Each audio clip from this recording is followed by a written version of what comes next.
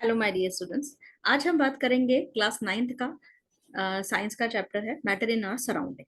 ठीक है, तो ये जो चैप्टर है ये इनिशियल लेवल का चैप्टर है, यानी कि इसके अंदर आपको सॉलिड लिक्विड गैसेस के बारे में आपको जो बेसिक आप पढ़ के आए हैं उसी के बारे में थोड़ा सा पढ़ना है और थोड़ा सा उसको एक्सटेंशन फॉर्म में डालना है, मतलब कि उसको थोड़ा सा आप और चीजें उसमें ऐड करेंगे। तो बहुत ज्यादा वरी होने की जरूरत नहीं है इस चैप्टर में, कंसेप्चुअल है, थोड़ा सा समझेंगे तो बहुत ईजी रहेगा सब कुछ। ठीक है, अब यहाँ पर जो है फटाफट से हम पढ़ लेते हैं मैटर। मैटर के लिए यहाँ पर ये कि व्हाट इज मैटर। ठीक है, जो मैटर है, मैटर क्या है, मैटर की डेफिनेशन देखिए मैंने यहां लिखी है। Matter is everything in this universe that occupies space and mass. ठीक है, ऐसी कोई भी चीज जो हमारे यूनिवर्स में जगह घेरती है और जिसका कोई वेट होता है। जैसे आपका जो है आपका कोई पेन है, पेंसिल है, टेबल है, तो ये सब चीजें जो हैं, जैसे मैंने इसमें एग्जांपल दिया है, एयर है, वाटर है, स्टोन है, सैंड है, क्लाउड है, ये सब जो चीजें हैं ये क्या है आपकी, ये सब है आपकी मैटर। ठीक है, अब कॉन्स्टिट्यूएंट ऑफ मैटर, मतलब अब मैटर की बात तो आ गई, तो मैटर बना किस किस से है, ये एक जो है इस पर हम ये कह सकते हैं कि इससे एक इस पे एक बात उठी। ठीक है, तो जो है पंच तत्व, जैसे हम बोलते हैं कि हमारा शरीर पूरे 5 तत्वों से मिलकर बना है, air, water, earth, sky and fire.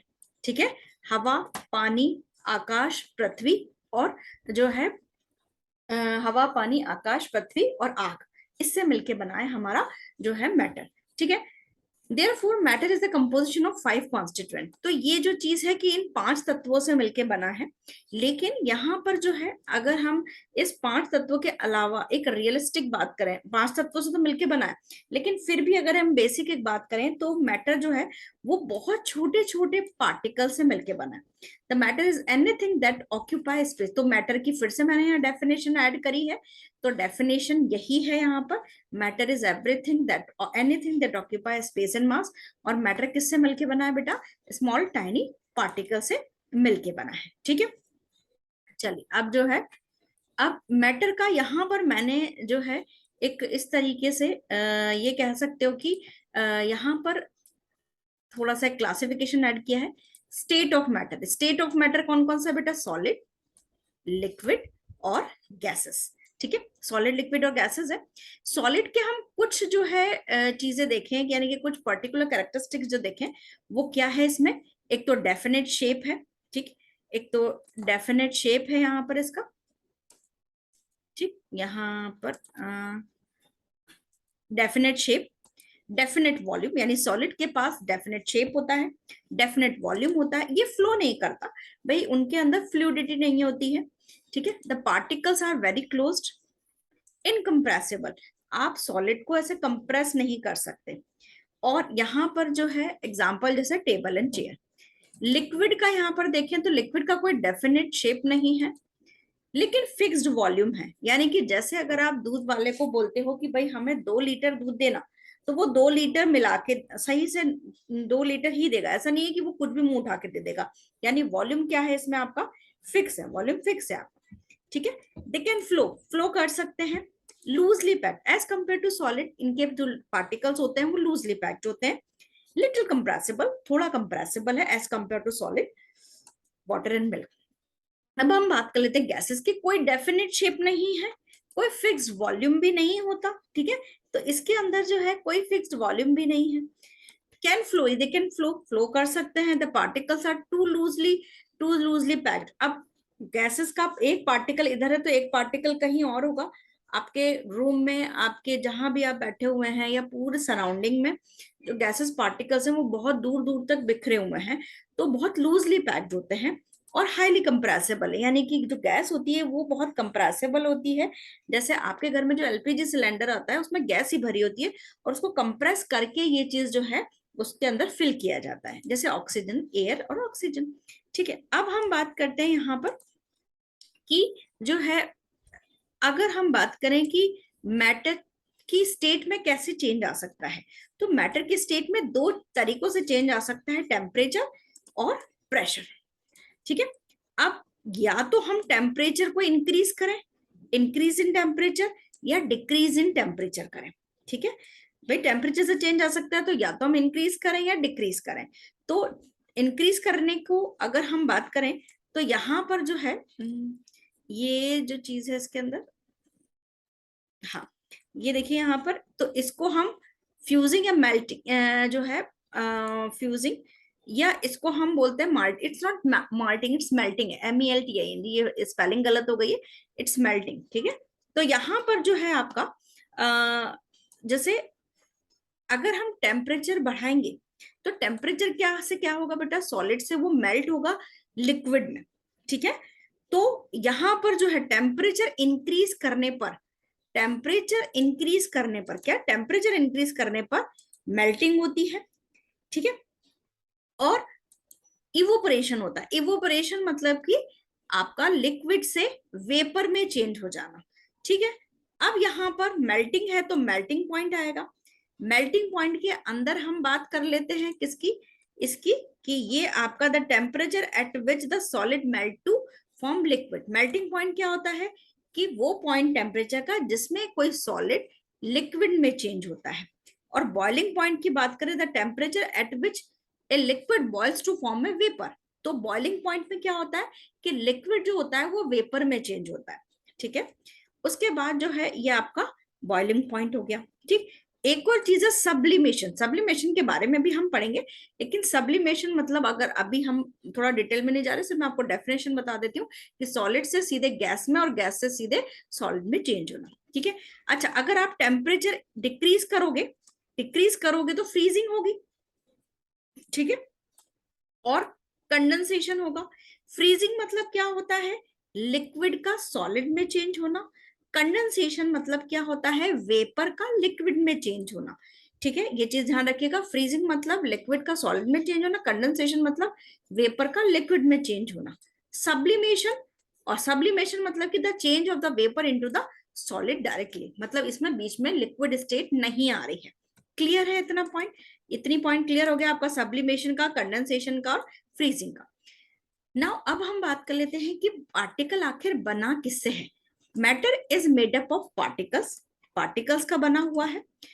अब पार्टिकल्स जो हैं वो किस तरीके से रहते हैं, तो particles are continuously moving, particles जो होते हैं वो कंटिन्यूसली मूव करते हैं, ठीक है। पार्टिकल्स जो होते हैं वो कैसे करते हैं, कंटिन्यूसली मूविंग करते हैं, ठीक है।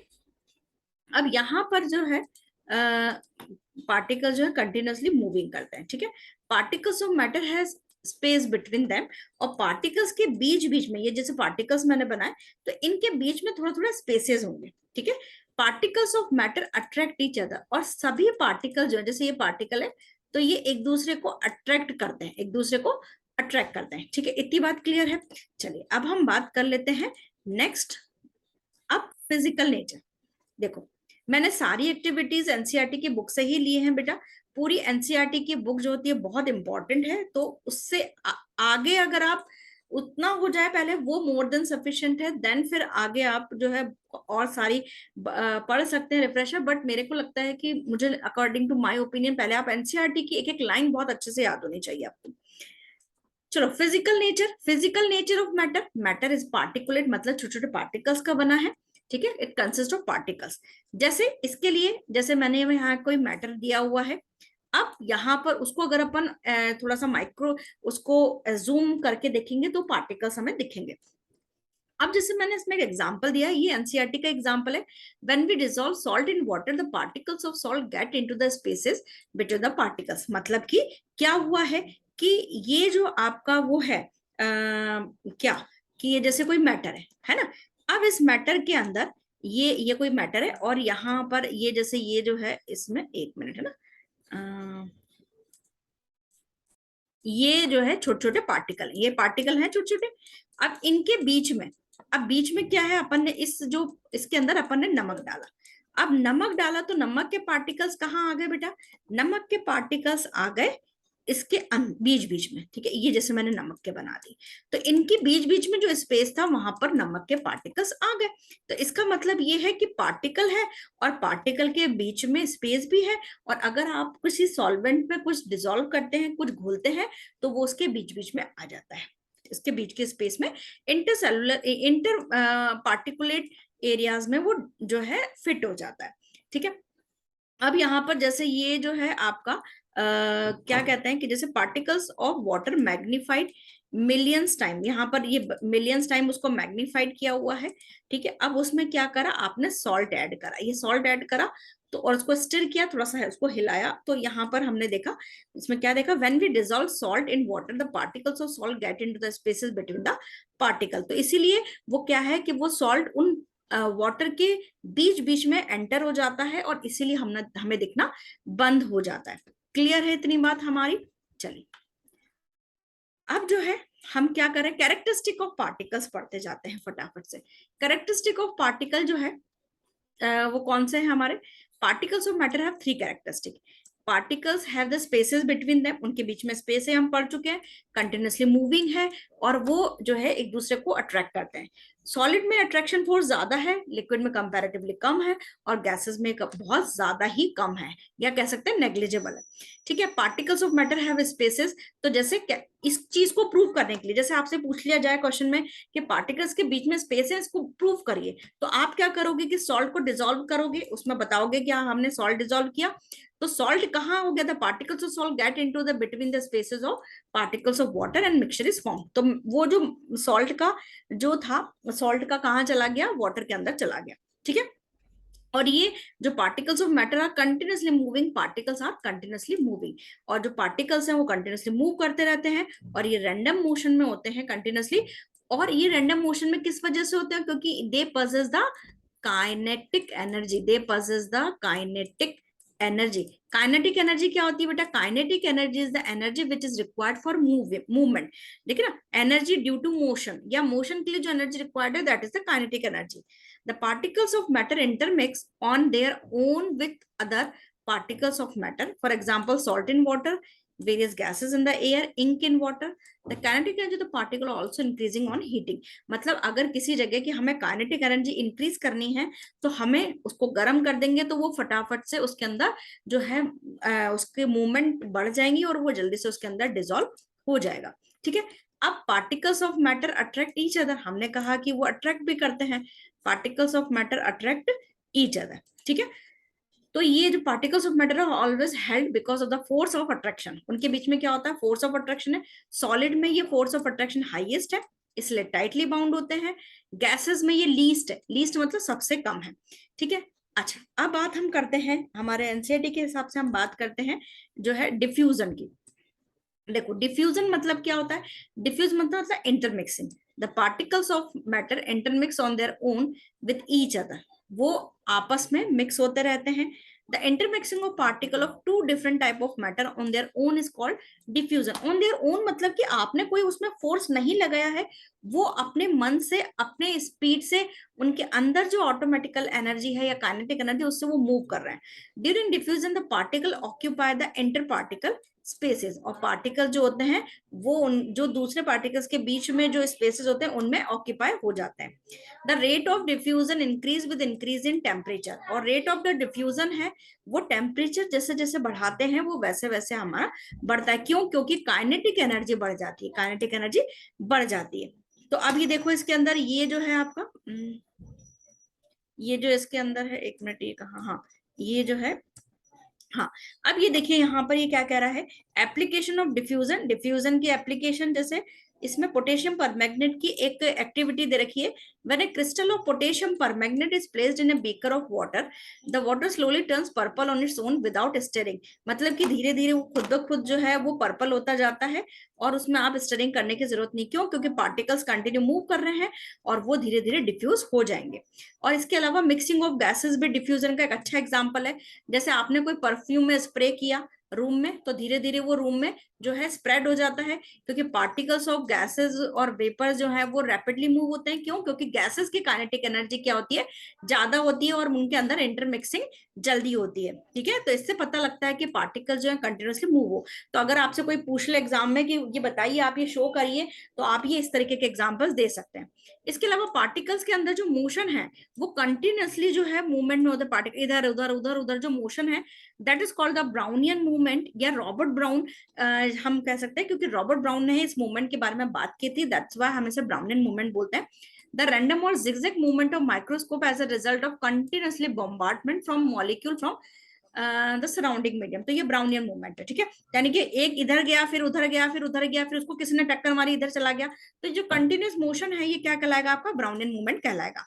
Now size of the particle, particle का साइज बहुत छोटा होता है, ठीक है, वेरी स्मॉल इन साइज। जैसे हमने 2 से 3 क्रिस्टल डाले, ठीक है, पोटेशियम, ये भी एनसीईआरटी की ही एक्टिविटी है, एनसीईआरटी की एक्टिविटी है इसके अंदर। देखो तो हमने क्या करा, सबसे पहले पार्टिकल्स डाले 100 ml वाटर में, और वाटर धीरे धीरे क्या हुआ, पर्पल हो गया, ठीक है। ये जैसे हमने इसमें डाला, तो ये इसमें डाला, 2-3 क्रिस्टल डाल दिए तो पर्पल हो गया। अब यहाँ पर हमने क्या करा कि 90 ml बिल्कुल क्लीन वाटर, सेकेंड, ये जो हमने थर्ड बीकर है इसके अंदर, ये सॉरी, ये फर्स्ट बीकर चल रहा है, ये सेकंड बीकर है, 1 मिनट है ना, मैं इसको क्लियर कर देती हूँ। ये फर्स्ट बीकर है, इसमें पोटेशियम परमैंगनेट डाला, ये सेकंड बीकर में हमने क्या किया, 90 ml क्लीन वाटर डाला और इसमें से 10 ml निकाल के डाला। तो इसमें क्या हुआ, कलर तो आया लेकिन थोड़ा कंपैरेटिवली इसके कंपैरिजन में कम आया। अब यहाँ पर फिर हमने थर्ड बीकर में फिर 90 ml लिया, प्योर वाटर लिया, मतलब कि प्योर वाटर मतलब क्लीन वाटर लिया, और इसमें से 10 ml निकाला, तो क्या हुआ, इसमें पर्पल कलर आया, लेकिन धीरे धीरे इसके सेकंड के और फर्स्ट के कंपैरिजन में और कम आया। फिर 100 ml फिर नया, 90 ml फिर नया लिया, और इसमें से 10 ml लिया। तो ऐसे धीरे धीरे क्या हुआ, तो हमने देखा कि एस्टिमेटिंग हाउ स्मॉल सा particle of matter with every dilution though the colour become light it is still visible. अब देखिए, आप जैसे जैसे आप जो है ट्रांसफर करते जा रहे हैं, तो पार्टिकल्स का कलर जो है, पोटेशियम परमैंगनेट का कलर कम तो हो रहा है लेकिन फिर भी वो विजिबल है। इसका मतलब ये है कि आप ये देखिए कि 2 से 3 पोटेशियम परमैंगनेट के क्रिस्टल में भी कितने ज्यादा पार्टिकल्स रहे होंगे कि वो इतनी देर बाद भी कलर दे रहा है। इसका मतलब वो उसके अंदर बहुत सारे ऐसे मिलियंस ऑफ पार्टिकल्स हैं जो कि वो कंटिन्यूसली कलर दे रहे हैं। क्लियर है। अब हम बात कर लेते हैं स्टेट ऑफ मैटर की, यानी कि मटेरियल जो है, materials can be classified solid, liquid and gases. किस किस में है, सॉलिड, लिक्विड और गैसेज में होते हैं, ठीक है। और ये किस बेसिस पे हमने क्लासिफाई किया है, particles arrangement based upon energy, energy जो है उसके पार्टिकल, इसके अलावा डिस्टेंस पे भी हमने जो है इसको देखा है। अब हमने यहाँ पर जो है एक क्या कर लेते हैं कि ये बता देते हैं कि भाई कैसे कैसे ये सॉलिड के अंदर इंट्रामोलिकुलर फोर्सेस बहुत हाई है, इसमें वीक है, और इसमें गैसेस में वेरी वीक है। इसमें इंटरमोलिकुलर स्पेसेस बहुत कम है क्योंकि वो बहुत कॉम्पैक्ट है, और लिक्विड में थोड़े से ज्यादा है, ठीक है, लिक्विड में थोड़े से ज्यादा है, और इसमें बहुत बहुत ज्यादा है। सॉलिड में डेफिनेट शेप है और डेफिनेट वॉल्यूम भी है, और यहाँ पे कोई डेफिनेट शेप नहीं है लेकिन वॉल्यूम डेफिनेट है। लेकिन गैसेस में ना कोई डेफिनेट शेप है ना कोई डेफिनेट वॉल्यूम है। जो सॉलिड है उसमें high melting point, high density और हाई बॉइलिंग पॉइंट है, जबकि लिक्विड की डेंसिटी कंपैरेटिवली लो होती है और मेल्टिंग पॉइंट और बॉइलिंग पॉइंट भी लो होता है, और गैसेस का डेंसिटी तो बहुत लो होता है, और मेल्टिंग पॉइंट और बॉइलिंग पॉइंट की तो हम वहां बात नहीं कर सकते क्योंकि वो ऑलरेडी गैसेस फॉर्म में है। Solid can not be compress, solid को आप कंप्रेस नहीं कर सकते, नॉन कंप्रेसिबल है, इनकंप्रेसिबल है। लिक्विड को कंप्रेस कर सकते हैं और गैसेस को तो आप हाईली कंप्रेस कर सकते हैं।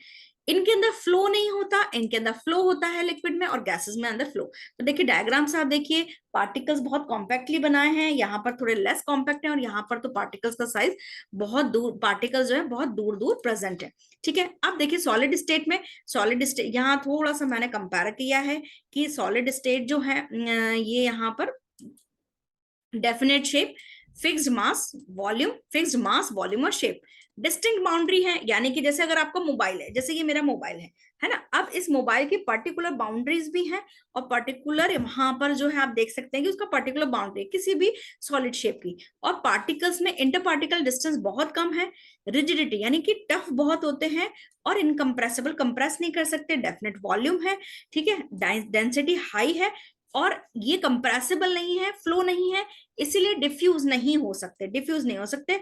और पार्टिकल्स का फोर्स ऑफ अट्रैक्शन बहुत हाई है, और पार्टिकल्स वेरी क्लोज हैं। तो देखिए यहाँ पे सॉलिड में इस तरीके से है, ये एनसीईआरटी का ही डायग्राम है, लिक्विड में इस तरह से, और गैसेस में इस तरीके से बनाया हुआ है। क्लियर है इतना पॉइंट।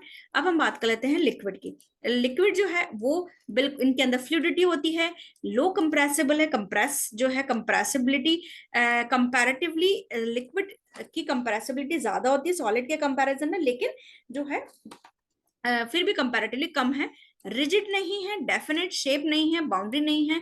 जैसे अगर आप 1 लीटर दूध को आप ग्लास में लोगे तो मतलब जग में लोगे तो जग का शेप ले लेगा, और बॉटल में लोगे तो बॉटल का शेप ले लेगा। तो डेफिनेट शेप और बाउंड्रीज तो बिल्कुल नहीं है। ठीक है, take the shape of vessel, और डेफिनेट वॉल्यूम है। ठीक है, फ्लूडिटी है, हाई कंप्रेसिबिलिटी है, कोई फिक्स बाउंड्री नहीं है, कोई फिक्स शेप नहीं है, कोई फिक्स वॉल्यूम नहीं है। तो ये सारी जो चीजें हैं जिसके अंदर कुछ भी फिक्स नहीं है, वो है आपका गैसेस का। अब जो है, क्या मैटर चेंज कर सकता है अपनी स्टेट? क्या मैटर चेंज कर सकता है अपनी स्टेट? तो ये जो है हमने कहा है कि टेम्परेचर और प्रेशर से चेंज बिल्कुल कर सकता है। देखिए यहाँ पर आपके एनसीईआरटी में इस तरीके का जो है ये 2 एक्टिविटीज आपकी बनाई हुई है, conversion of ice into the water, और बी वाले डायग्राम में कन्वर्जन ऑफ वाटर और इनटू द वाटर वेपर। ठीक है, तो देखो ये हम फटाफट से बात कर लेते हैं यहाँ पर कैसे, कि ये जो है effect of change of temperature के लिए। ठीक है, तो सॉलिड से लिक्विड में जो चेंज हो रहा है उसमें देखिए कि सॉलिड से लिक्विड में कैसे चेंज हो रहा है। ये जो है ऑन इंक्रीजिंग द टेम्परेचर, तो सॉलिड जैसे हम टेम्परेचर बढ़ाएंगे तो सॉलिड की काइनेटिक एनर्जी बढ़ेगी, इंक्रीजेस होगी, which overcome the force of attraction, और वो धीरे धीरे फोर्स ऑफ अट्रैक्शन को ओवरकम करेगा। फोर्स ऑफ अट्रैक्शन क्या है कि पार्टिकल्स के बीच में फोर्स ऑफ अट्रैक्शन बहुत ज्यादा है, और जैसे जैसे हम टेम्परेचर देंगे तो उनको एनर्जी मिलेगी और उस फोर्स ऑफ अट्रैक्शन को वो तोड़ेंगे। ठीक है, और जिसकी वजह से वो किस में कन्वर्ट हो जाएंगे? लिक्विड में। और लिक्विड में, सॉलिड का लिक्विड में चेंज होना क्या कहलाता है बेटा? मेल्टिंग, मेल्टिंग कहलाता है।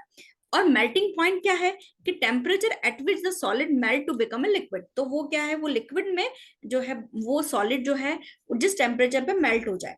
ठीक है, एटमॉस्फेरिक प्रेशर पे, मतलब जो हमारा सराउंडिंग प्रेशर है वो उतना ही रहना चाहिए, नॉर्मल। ठीक है, जैसे आइस का मेल्टिंग पॉइंट 0 डिग्री है। ये बड़ी कॉन्ट्रोवर्शियल चीज है कि आइस का मेल्टिंग पॉइंट भी 0 है और फ्रीजिंग भी 0 है। ठीक है, इसके बारे में भी हम बात करेंगे। जैसे अगर आइस है तो उसको, जैसे आपने अपने ग्लास में भर के आइस लिया, अब उसको आपने थर्मामीटर से टेम्परेचर मेजर कर लिया, दैट इज 0 डिग्री।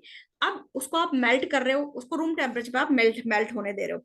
अब जैसे जैसे आप मेल्ट हो रही है, आप टेम्परेचर में देख रहे हो थर्मामीटर में, लेकिन टेम्परेचर नहीं बढ़ रहा है। टेम्परेचर बढ़ेगा तब जब पूरी आइस मेल्ट हो जाएगी उसके बाद। यानी कि तो आप कहोगे कि जो उसने सराउंडिंग से एनर्जी ली वो गई कहाँ? जो उसने सराउंडिंग से एनर्जी ली, एक्चुअली वो पूरी उसने खर्च कर दी अपने मेल्ट होने में। ठीक है, तो वो जो चीज है वो एनर्जी टेम्परेचर बढ़ाने में यूज नहीं हुई, वो उसके मेल्टिंग में यूज हो गई है, और इसी वजह से उसका टेम्परेचर नहीं बढ़ता। ठीक है, तो यहाँ पर ये देखिए वो इसमें थर्मामीटर है, इस एक्टिविटी में हम देखेंगे ग्लास स्टिरर है, बेकर है, आइस है, बर्नर है। तो ये यहाँ पर जो है वो आइस जो है धीरे धीरे हम हीट कर रहे हैं, तो वो जो है मेल्ट हो रही है। इसके अलावा जो है यहाँ पर जो है वाटर को धीरे धीरे गर्म कर रहे हैं, तो वो किसमें चेंज हो रही है? वो आपकी वाटर वेपर में चेंज हो रही है। क्लियर है? चलिए अब हम बात कर लेते हैं लिक्विड से गैस। लिक्विड से गैस जो होती है वो जो है, जैसे वाटर जो है वो लिक्विड है, और वो liquid to change into the gases, और जैसे जैसे पार्टिकल जो है उनकी काइनेटिक एनर्जी बढ़ती है तो वो उनके अंदर चेंजेस होते हैं। और ये कैसे हो रहा है वो देखिए, अभी अपन ने कहा हम क्या देख रहे हैं, बेसिकली हम देख रहे हैं आपका टेम्परेचर का इफेक्ट। देखिए अभी अपन ने कहा ना, यहाँ पर हम टेम्परेचर का इफेक्ट देख रहे हैं। तो टेम्परेचर के इफेक्ट में वो पहले तो सॉलिड से लिक्विड में चेंज हुआ, और अब वो चेंज हो रहा है लिक्विड से जो है गैस में। ठीक है, अब लिक्विड से गैस में चेंज हो रहा है। ठीक, तो इसलिए वो क्या हो रहा है? बॉयल। तो लिक्विड सब्सटेंस का गैस में चेंज होना ये क्या कहलाता है? आपका बॉयल। और जिस पॉइंट पे टेम्परेचर के जिस पॉइंट पे लिक्विड जो है गैस में चेंज होता है वो क्या कहलाता है? Boiling point. जैसे बॉइलिंग पॉइंट वाटर का क्या है? 100, यानी 100 पे वो वाटर वेपर में चेंज हो जाता है। अब जो है गैस से लिक्विड, तो देखिए अब उल्टा भी रिवर्स प्रोसेस भी होगा, बिल्कुल होगा। तो रिवर्स जो प्रोसेस होगा इसके अंदर ये होगा जो है आपका गैस से लिक्विड में चेंज होना। और इसको आप क्या कहलाते हो कि अगर गैस से लिक्विड में चेंज हो रहा है तो ये जो प्रोसेस है, ये जो प्रोसेस है ये आपका कहलाता है, ये आपका कहलाता है बेटा जी कंडेंसेशन। क्या कहलाता है बेटा? कंडेंसेशन। तो कंडेंसेशन प्रोसेस क्या है? The process in which gas on cooling turn into a liquid at a specific temperature called condensation और लिक्विफैक्शन। ठीक है, तो कंडेंसेशन क्या है कि लिक्विड का आपके सॉरी गैसेस का लिक्विड में चेंज होना क्या कहलाता है? कंडेंसेशन।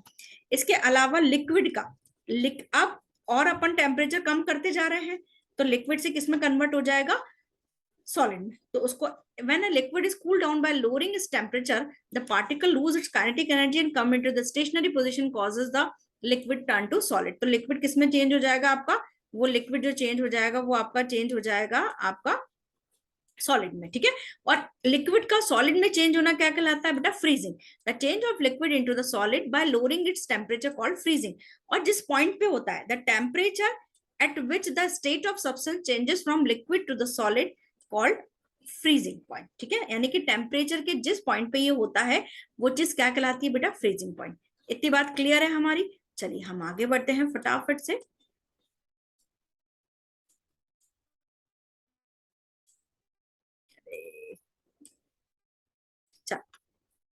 अब जो है हम बात कर लेते हैं फ्यूजन की, ठीक है। फ्यूजन जो होता है वो क्या है? देखिए, फ्यूजन मतलब कि the change of the solid into the liquid, ठीक है। सॉलिड का लिक्विड में चेंज होना, ठीक है। सॉलिड का लिक्विड में, इसको हम मेल्टिंग भी बोलते हैं, इसको हम जो है मेल्टिंग भी बोलते हैं, और इसको फ्यूजन भी बोलते हैं, ठीक है। अब मैंने आपको कहा कि जो है 0 डिग्री का आइस जो है 0 डिग्री के वाटर में चेंज हो रहा है, ठीक है, क्योंकि उसका जो मेल्टिंग पॉइंट है वो 0 डिग्री है। तो मैंने कहा कि सराउंडिंग एटमॉस्फेयर से जो उसने एनर्जी ली वो गई कहाँ? और तो वो एनर्जी किस में कन्वर्ट हो गई? वो एनर्जी उसने फेस चेंज करने में यूज कर ली। इसके अलावा उसके अंदर जो अदर मतलब कि उसके अंदर जो सराउंडिंग की एनर्जी सेव हुई वो कहलाती है आपकी लेटेंट हीट। लेटेंट हीट मतलब कि हिडन हीट या छुपी हुई heat. The heat energy that is required to change the state of a substance without causing any rise होगा, राइज है बेटा, है ना, ये आर आई कर लीजिएगा इसको ना। Rise in the temperature of the substance is called latent heat, ठीक है। लेटेंट हीट मतलब क्या होता है कि कोई भी स्टेट का दूसरी स्टेट में चेंज होना, जैसे सॉलिड का लिक्विड से, सॉलिड का लिक्विड में चेंज होना, लिक्विड का गैस में चेंज होना, लेकिन टेम्परेचर नहीं बढ़ना चाहिए, ठीक है। तो वो क्या कहलाती है? Latent heat. लेटेंट हीट की डेफिनेशन पूछते हैं, since the heat energy is hidden in the bulk of matter it's called the latent heat. और वो जो एनर्जी है वो छुपी हुई रहती है। यानी कि आप ये कहोगे कि 0 डिग्री की जो आइस है, वो 0 डिग्री की जो आइस है वो 0 डिग्री के बर्फ में कैसे चेंज हो गई? यानी सराउंडिंग की हीट गई कहाँ? सराउंडिंग की हीट जो गई उसने एक तो जो है एनर्जी स्टेट कन्वर्जन में अपनी एनर्जी लगा दी, इसके अलावा उसने अपने पास कुछ एनर्जी रख ली और वो हिडन फॉर्म में रखी, and that is called the latent heat. अब लेटेंट हीट दो तरीके की होती है, latent heat of fusion, latent heat of sorry latent heat of fusion और latent heat of vaporisation. Latent heat of fusion क्या कहलाती है? Latent heat the energy required to convert 1 kilogram of solid into the liquid at atmospheric pressure। बेटा at atmospheric pressure लिखना बहुत जरूरी है। आप साइंस में आपके मार्क्स इसीलिए कटते हैं क्योंकि आप सही डेफिनेशन नहीं लिखते हो, ठीक है। तो 1 किलोग्राम सॉलिड का लिक्विड में चेंज होना एटमॉस्फेरिक प्रेशर में क्या कहलाता है? Latent heat of fusion. और जो हीट है, अब लेटेंट हीट ऑफ वेपराइजेशन देख लो, 1 किलोग्राम लिक्विड का गैस में चेंज होना वो क्या कहलाता है? जो है एट एटमॉस्फेरिक प्रेशर पे वो क्या कहलाता है? उसके बॉइलिंग पॉइंट पे वो क्या कहलाता है? Latent heat of vaporisation. Clear है? इतना पॉइंट क्लियर है? अब जो है यहाँ पर effect of change of pressure, ठीक है, यहां तक effect of change of pressure जो है इसको हम करेंगे, है ना। इसका जो बेटा सब्लिमेशन तक ही हम करेंगे, effect of change of pressure तक करेंगे। इसके बाद में पार्ट 2 में कर दूंगी क्योंकि फिर लेक्चर लंबा हो रहा है, ठीक है ना। उसको हम पार्ट 2 में कन्वर्ट कर देंगे, सो डोंट वरी, उसका कंटिन्यूएशन ही रहेगा, ठीक है। चलो, effect of change of pressure. Pressure का जो चेंज है वो है जैसे गैस से लिक्विड में चेंज होना। गैस से लिक्विड में चेंज होना जो है, अब गैस को आप लिक्विफाई कर रहे हो किस किस फॉर्म में? एक तो क्या क्या तरीका है? एक तो आप प्रेशर अप्लाई करो, देखो यहाँ पर ये जो पार्टिकल्स दूर दूर है, डायग्राम में दिख रहा है। अब जैसे जैसे आपने प्रेशर बढ़ाया है पार्टिकल्स पास आने लग गए, और प्रेशर बढ़ाया पार्टिकल्स और पास हो गए।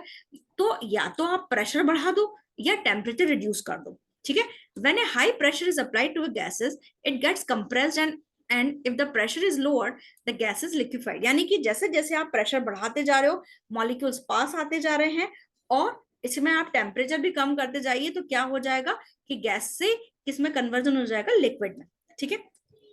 अब जो है इसमें आपका solid CO2 gets converted directly to the gaseous state on decrease of the pressure। यानी सॉलिड CO2 से आपका गैस CO2 बन जाती है, और ये इसमें आपका जो है प्रेशर डिक्रीज करते हैं एट 1 एटमॉस्फेरिक प्रेशर, और decrease of pressure to 1 atmosphere without coming into the liquid state. यानी कि जो है सॉलिड से सीधे गैसियस स्टेट में चेंज होना, और गैस से सीधे सॉलिड स्टेट में कन्वर्ट होना, ये जो कहलाता है ये आपका CO2 में के अंदर देखने को मिलता है, ठीक है। This is the reason solid carbon dioxide is also called the dry ice. ठीक है, एक क्वेश्चन आपका आता है कि ड्राई आइस किसको कहते हैं, तो जो ड्राई आइस होता है वो कहलाता है आपका, ड्राई आइस जो होता है वो है आपका सॉलिड CO2। ठीक है, तो यहाँ पर जो है ये जो चीज है आपका, देखिए यहाँ पर अब मैं इसको बता दूं कि सॉलिड से आप लिक्विड में गए तो ये कहलाता है मेल्टिंग। ठीक है, उसके बाद सॉलिड से लिक्विड में आए, ठीक है, लिक्विड से सॉलिड में आए तो ये सॉलिडिफिकेशन। ठीक है, उसके बाद जो है आपका लिक्विड से गैस में आए, ये चीज कहलाती है इवोपरेशन, यानी कि इवोपरेट हो गया है रूम टेम्परेचर पे। ठीक है, उसके बाद लिक्विड्स जो लिक्विड में कन्वर्जन गैस का, ये कहलाता है आपका कंडेंसेशन। ठीक है, उसके बाद सॉलिड का सीधे गैस में कन्वर्ट होना और गैस का सीधे सॉलिड में कन्वर्ट होना। तो देखिए, सॉलिड का गैस में कन्वर्ट होना कहलाता है सब्लिमेशन, और गैस का सॉलिड में कन्वर्ट होना कहलाता है डिपोजिशन। ठीक है, तो ये जो चीज है यहाँ पर इफेक्ट ऑफ चेंज, आप जो है गैस, अगर आप प्रेशर में चेंज, तो टेम्परेचर का चेंज देख लिया हमने, प्रेशर का चेंज देख लिया। ठीक है, तो यहाँ पर जो है इतना ही हम अभी पढ़ रहे हैं। नेक्स्ट इस चैप्टर को हम कंप्लीट करेंगे इसके पार्ट 2 में। आई होप आपको लेक्चर समझ में आया होगा। कोई भी डाउट है कमेंट सेक्शन में पूछिए। हमारा चैनल अभी स्टार्टिंग फेज में है, तो होप आप इसको शेयर जरूर करेंगे। Thank you.